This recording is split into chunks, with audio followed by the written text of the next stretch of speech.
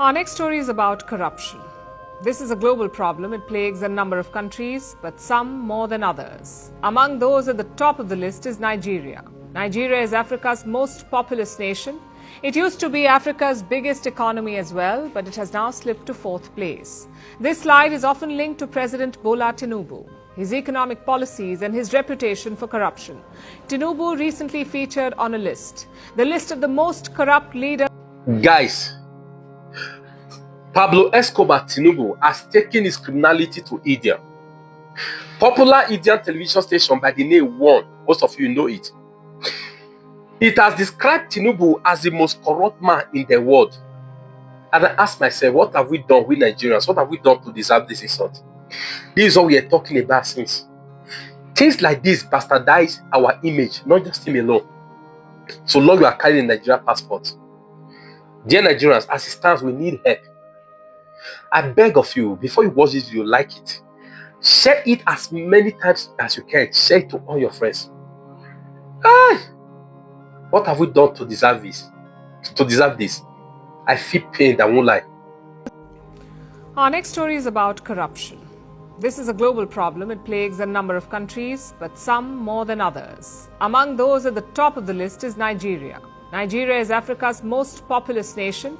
It used to be Africa's biggest economy as well, but it has now slipped to fourth place. This slide is often linked to President Bola Tinubu, his economic policies and his reputation for corruption. Tinubu recently featured on a list, the list of the most corrupt leaders in the world. The winner was former Syrian President Bashar al-Assad. He was followed by Kenya's William Ruto. But Tinubu made the top 5. Now, I must clarify here that these rankings were sourced from the public. There wasn't a scientific formula involved. It was about public perception, and Tinubu is perceived to be extremely corrupt. So is his government. There are a number of reasons for this. Let me show you some of the latest examples, starting with the government. Nigeria has an anti-corruption agency. It is called the EFCC, the Economic and Financial Crimes Commission. This is Nigeria's watchdog. Its job is to tackle corruption, and technically they are doing that, but at home. Let's show you today's major headline. The EFCC has detained 10 of its own over some missing items. This statement was put out by the agency. You'll notice that they said some operational items could not be accounted for. Okay, that sounds like some missing equipment. But then the Nigerian press dug a little deeper, and it turns out that the operational items were jewelry and cash worth $350,000 to $400,000. What operations were they pulling off with all that jewelry? 10 EFCC officers were detained in Lagos. They are apparently answering questions. That is all that the commission has revealed. They haven't told the public who the corrupt officers are. I know it's innocent until proven guilty, but the very same commission usually does not follow this. They happily share the names of under trials, but suddenly the agency is shy about revealing the names of its own officers. And this has been quite a bad week for them. They were forced to make another announcement on Monday, telling the people that 27 other officers had been dismissed for fraudulent activities and misconduct. This is not a great look for Nigeria's anti-graft watchdog, and definitely not a good look for the Tinubu government. Bola Tinubu is 72 years old. He's been around for a while. He's a seasoned politician. So as you would expect, he has been linked to a number of scandals over the decades. One of the worst involved drug dealing. Tinubu allegedly held money from drug trafficking in his accounts. This was according to the US Justice Department. Tinubu, of course, never accepted the charges, but he did pay out a settlement worth $460,000. Now, these charges are old. No final verdict was reached. So let's put them aside for now. After all, people can supposedly change. So what has Tinubu been up to recently since he became president? Well, he was caught up in a fake diploma scandal for a while. There were allegedly some errors in his college certificate. Okay, mistakes happen, moving on. Then there was a major scandal involving a highway. Tinubu issued a $13 billion government contract to a company co-owned by his son. Tinubu is quite the caring father, apparently, but alas, most people do not see it that way. That is why he made it to the top 5 in the Corrupt Person of the Year award. The perception is quite prevalent, and reports say that he is quite vexed. He's even hired American lobbyists to clean up his image. He's reportedly paying them $2.7 million, though I wonder, is he paying from his own pocket or Nigeria's treasury? I suppose we'll find out eventually. Let us see you. We are very prepared. We are very prepared. We are taking over. We are not here. You will never do governance again. You will see political crisis. I'll put fire in their states. Mr. President, the nation looks to you as the protector of our democracy. I, Bola Ahmed Tinubu, do solemnly swear. And the people of Rivers State will hold you accountable if our democratic institutions face collapse under your watch. You cannot continue to say you must be a godfather of the state. That's the problem. It's not possible. Your silence on the activities of the WION group suggests a troubling complicity in actions that threaten not just the stability of Rivers State, but also the very foundations of a democracy and judicial system. WION's group actions in Rivers State are not isolated incidents. The allegations are grave. They have been linked to electoral violence, political thuggery, and the use of state resources for personal gain, while openly boasting of their influence and grip on power. Even the judiciary has not been spared from alleged attempts to undermine its independence. History reminds us of the crisis Nigeria faced in the 1960s and 80s, crises fueled by political corruption, electoral fraud, and unchecked power that led to instability and violence. The cracks we see today, particularly in Rivers State, mirror those dangerous times. Your administration has the chance to prevent another era of chaos. Mr. President, your renewed hope agenda promises a break from the past, a fresh start for Nigeria. But how can we believe in this vision if the WION group's activities continue to erode the pillars of our democracy? The Nigerian people expect swift action from the highest office. The time to act is now. Take decisive steps to hold the WION group accountable and put an end to the undemocratic practices that threaten to destroy all that we have worked for as a nation. We, the people of Rivers State, urge you to act in the national interest. Failure to do so may forever stain your legacy and plunge Nigeria into a deeper crisis. The world is watching, Mr. President, and so are the citizens of Rivers State. This message is from the Joint Action for Democracy. How do you live in a country where you have a president, you have a first lady, you have the first son, you have the first daughter? The one family has basically... Have you not seen videos of Tinubu being given preference over ministers? Mr. Ibuka, in which serious country do you permit that? Because, to begin with, if you are going to use pipeline vandalization as an excuse to declare a state of emergency, I personally find the argument about whether the president can suspend a governor or not offensive.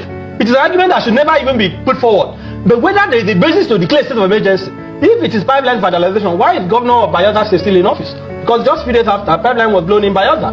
Since this president Tinubu became president, Nigeria has lost billions, if not trillions, due to vandalization of oil installations and due to the theft of oil in the Niger Delta. Why has the president not declared a state of emergency to remove? And by the way, does the governor control the pipeline? Is the governor the appointer of the Inspector General of Police? Is it the appointer of the Chief of Naval Staff? Is it the governor that awarded pipeline protection contract to Tombola and others? So this is an excuse that the president has manufactured in his head. And let us be more serious. Even if you are saying that because there is an insecurity in a state, you want to remove the governor. Mr. Ibuka, as I'm talking to you, people are fleeing their homes in their thousands in those states. The president has not declared some emergency. As I'm talking to you, there is this crisis in Osun State. Communal crisis where people are running everywhere. The president hasn't even come out to say anything. In the north, people are being slaughtered. So if it is that once there's insecurity, you must remove the chief executive officer, Tinubu himself should no longer be president. Well, the Nigerian judiciary is the Nigerian judiciary. It is not an American judiciary. It is not Congolese judiciary. It is not Zimbabwean judiciary. Judiciary existing in Nigeria is a reflection of the Nigerian society. Now, if you look at what has happened in Rivers State, let's even start from Parliament. I personally am not surprised. You have a man at the Senate who is the former governor of my state. I always say I can write a book in volumes about Godswill Akpabio. I don't want to discuss him today. But you have a National Assembly that almost all their members stood on their feet singing, "On your mandate, we shall stand. On the mandate, Bola, on your they are standing on Tinubu's mandate. The question is, what is that mandate? I had asked on this TV station. Is it a mandate of corruption? Is it a mandate of accountability? Is it a mandate to ensure that we have stable electricity? They are still standing on Tinubu's mandate. You know what makes this laughable? The Senate President is a lawyer, a senior lawyer for that matter. Section 11 of the Constitution is clear that where House of Assembly cannot perform its legislative responsibilities, the National Assembly has the power temporarily to assume the legislative functions of the House of Assembly. But guess what, Mr. Ebuka? That same Section 11 says that where that is the case, they shall not have power to remove the governor or deputy governor. So assuming that the argument is even that the Rivers State House of Assembly is unable to function, okay, and National Assembly is to intervene, the Constitution says they cannot remove the governor. Now, guess what again? The administrator, sole administrator, I don't even know. I saw I don't know, because I mean, you are in entertainment, you are a big shot in entertainment. I did not see you. I know you are not a comedian. I did not see all the Sabinos and the others in the villa when Tinubu was carrying out that comic display in the name of swearing in a sole administrator. You say you are swearing him in with which constitution? Which oath of office? Because under the constitution. And he took office before the National Assembly. Before the National, he saw him on the city. Yes, of course, it was predetermined. But I'm saying, which oath did he subscribe to? Is there enough oath for sole administrator under our constitution? And you are saying they have even now released, from what I read, about 400 billion that was withheld based on the judgment of the Supreme Court. Because you mentioned the judiciary. Supreme Court says that because the governor did not recognize the Amawele-led house, did not present the budget to them, therefore there is justification to withhold Rivers State allocation. Now, Tinubu in his broadcast to Nigerians said that Fubara did not implement the decision of the Supreme Court. But in you now wanting to claim you want to obey the constitution, you have gone ahead to remove the governor, remove the deputy governor, remove the house. You are not releasing the budget that Speaker said should be withheld because there was no House of Assembly to a sole administrator after you have dissolved the same House of Assembly. So you see how they are making a mockery of our country. And Section 120 and 121 is clear that 1 kobo of the resources of a state cannot be appropriated, cannot be used without what is called an appropriation law. This Vice Admiral Ibok that has now been appointed as sole administrator, which budget is he going to implement with the money that has been released to him? This is an illegality that has been cooked in the villa, and I will even say it is a coup against the government of Rivers State, because the very idea of saying that you are suspending a House of Assembly of a state, you are suspending a governor of a state, is unheard of. It is totally unacceptable. There is no legal argument that can support this. And in any event, the governor has 4 years. He cannot be denied 1 hour of that 4 years, except for the circumstances that are earlier highlighted. So who is the president to say that he can sit in a villa, make a broadcast, and remove the governor? What stops Tinubu tomorrow from suspending the 36 state governors? All he needs to do is to manufacture a non-existent excuse. And that is why the Nigerian Bar Association, which I am a member, the current leadership led by Famozigwe SNN, has rightly deprecated what has happened. And I pray that the courts will intervene. Finally, when this happened in Plateau State, because you mentioned Plateau in 2004, people are saying, oh, Obasanjo did it. Who is Obasanjo? A military general? Who did they appoint? General Chris Ali, that was appointed in Plateau State.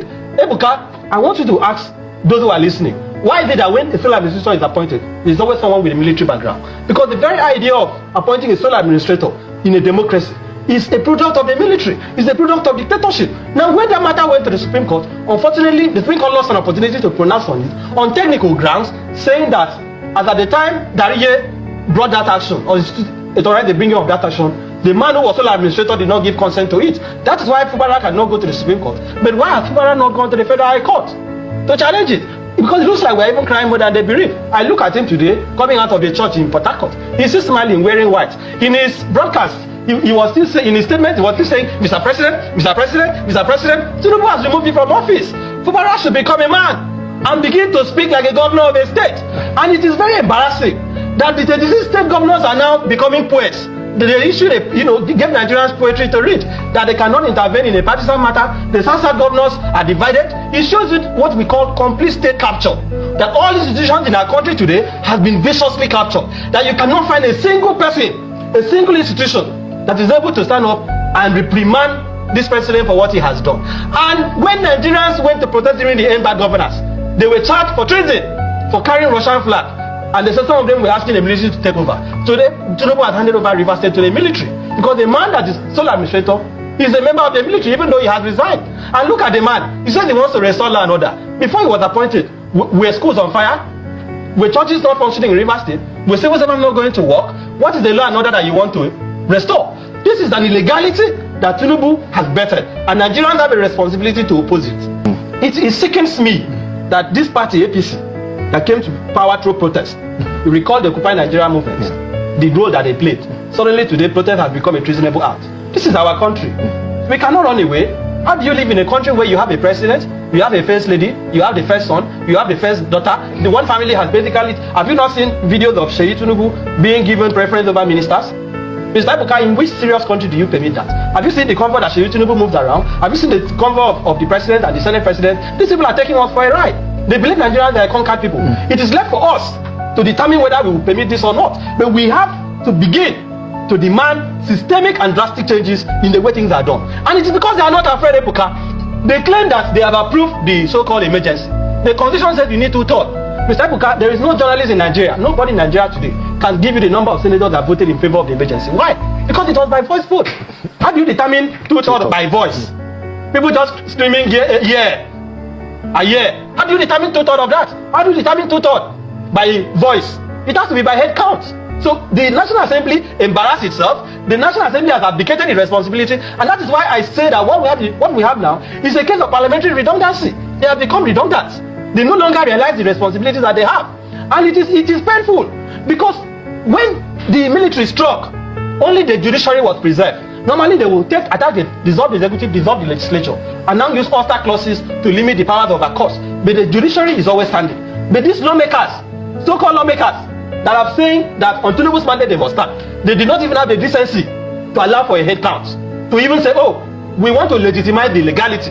The fact that there was no head count, that we cannot say how many members of the House of Reps voted for the emergency, we cannot say how many senators voted, it shows you how decayed, it shows you how flawed our governance system is. And that is why the people must make up their minds whether they want to live as slaves or they want to live as citizens. Because what is happening today, quite sadly, is looking at, I think Nigerians are being treated as slaves in their own country. And it pains me that you couldn't have even one senator, not even the Senate minority leader, not the minority whip, not even one. The serial killings in former Governor Bayelsa that even tried to speak, he had to work out with the Baribe and others. Opposition is dead in the National Assembly. Opposition is dead in our country. The same thing in the House of Reps. It is very shameful.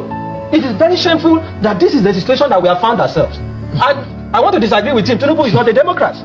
You know, in mass communication, there is what we call proper labeling. I don't know where Tinubu said he's a Democrat. If he had claimed to be a Democrat in the past, his assumption of office as president and his actions has shown that contrary to what he has said, this is a full dictatorship. So they are not pretending to be Democrats. They know they are not Democrats. Tinubu himself knows that he's not a Democrat. No Democrat will wake up and say you are removing a democratically elected governor from office.